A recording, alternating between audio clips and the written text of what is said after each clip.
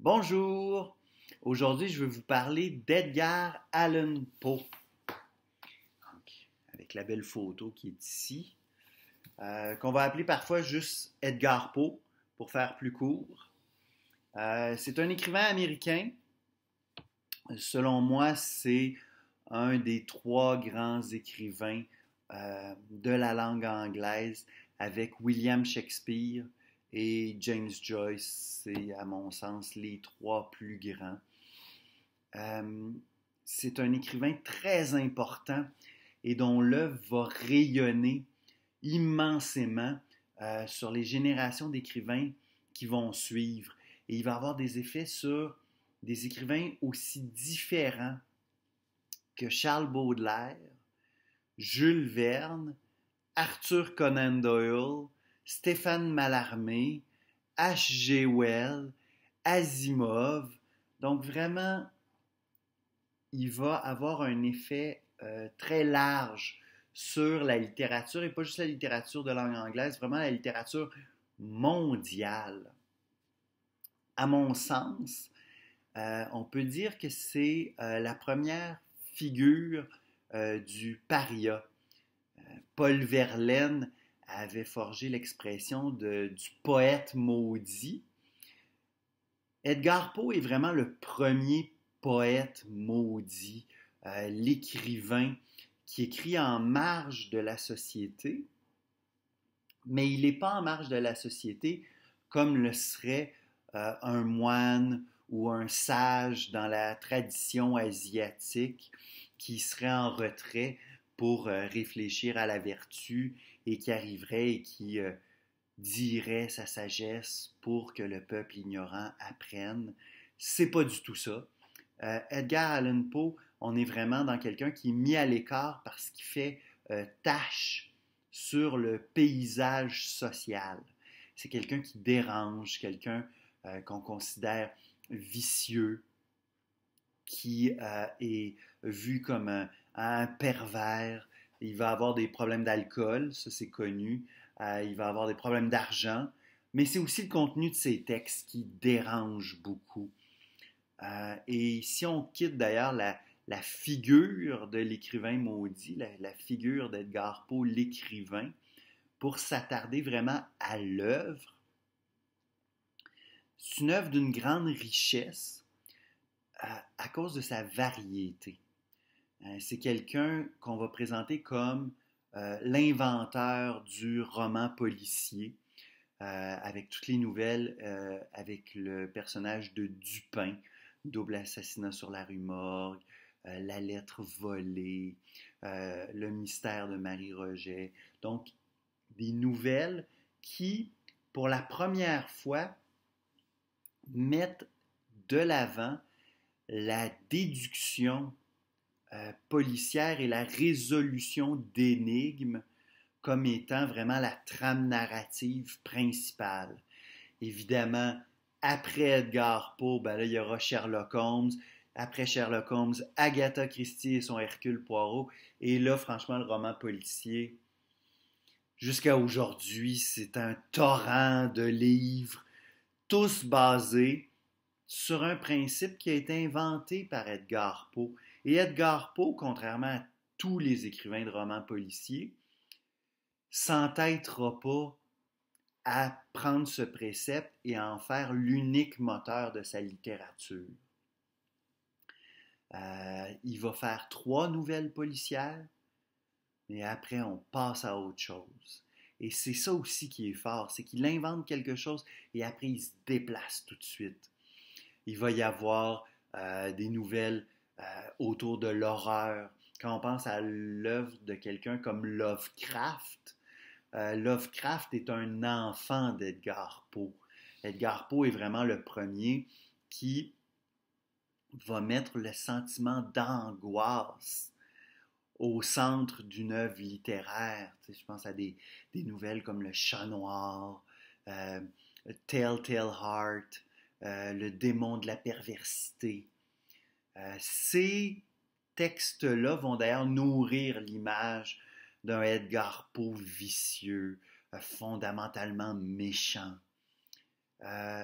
il va y avoir en plus de ces textes d'horreur, de ces textes policiers, il y a des textes de science-fiction. Contrairement aux policiers, Edgar Poe n'est pas un inventeur de la science-fiction, mais c'est certainement un pilier. Avant Jules Verne, il va écrire des voyages dans l'espace.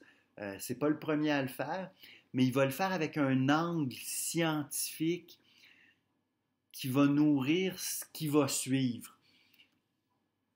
Jules Verne et H.G. Wells sont probablement les deux plus grandes figures de la science-fiction en littérature, et les deux reconnaissent ouvertement, sans s'en cacher, leur dette à Edgar Poe.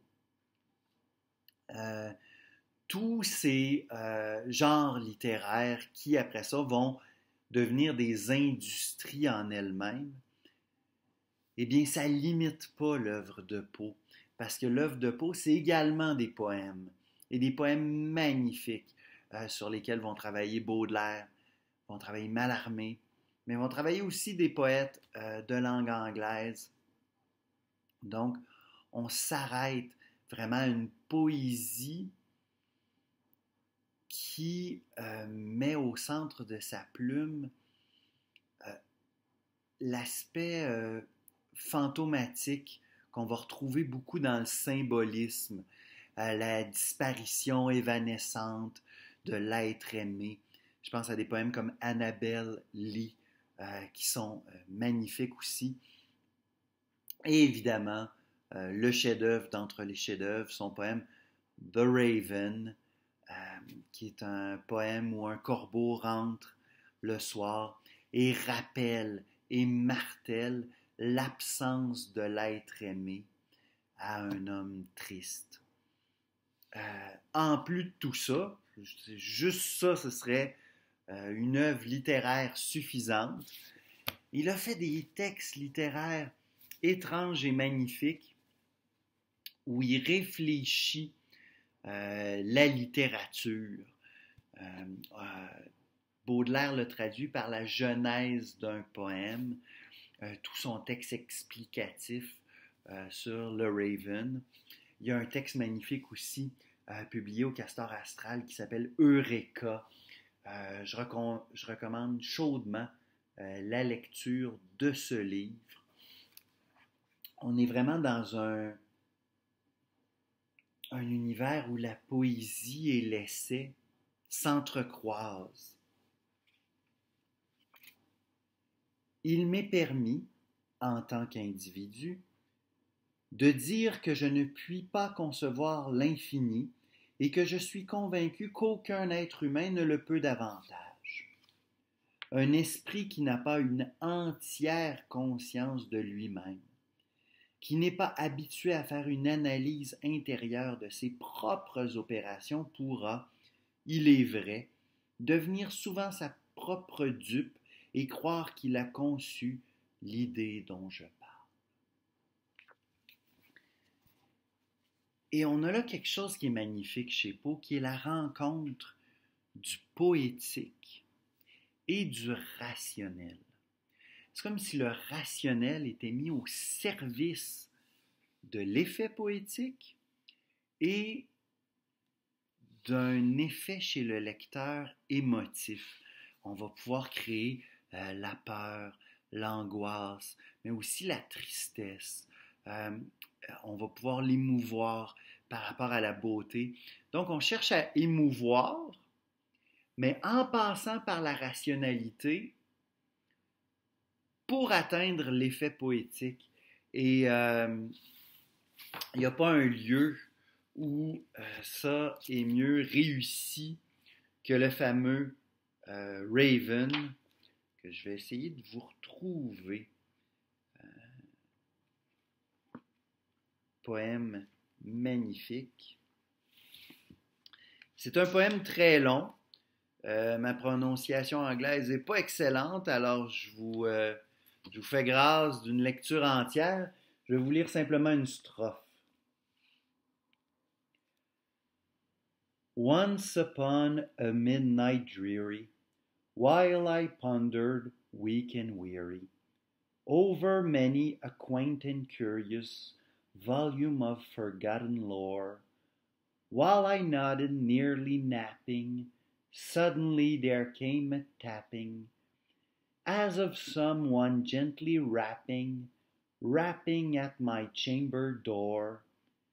"'Tis some visitor," I muttered, tapping at my chamber door. Only this and nothing more. La musicalité est magnifique. Déjà, on commence le poème avec Once Upon, qui est le début de toutes les histoires reliées à l'enfance en anglais. Once Upon a Time, il était une fois. Mais là, c'est Once Upon a Midnight Dreary. Et là, on rembarque dans la rime. Weak and weary. Et il va faire des choses qui vont prendre du temps à apparaître dans la langue anglaise, qui sont des rimes, qui ne sont pas des rimes de fin de vers, qui sont des rimes de milieu de vers. As of some one gently rapping, rapping at my chamber door. Tout ça, le milieu rime avec le mot suivant et va rimer avec le milieu du vers suivant et la fin du vers avec la fin du vers suivant. Donc, une construction sonore qui est toute rationalisée, mais ce n'est pas une rationalité sèche. C'est pas une rationalité qui veut nous montrer la beauté de ses principes. C'est une rationalité qui travaille à faire advenir l'émotion et l'émotion dans le son. Il y a des leçons à tenir de peau encore aujourd'hui. Il reste un auteur incontournable et magnifique.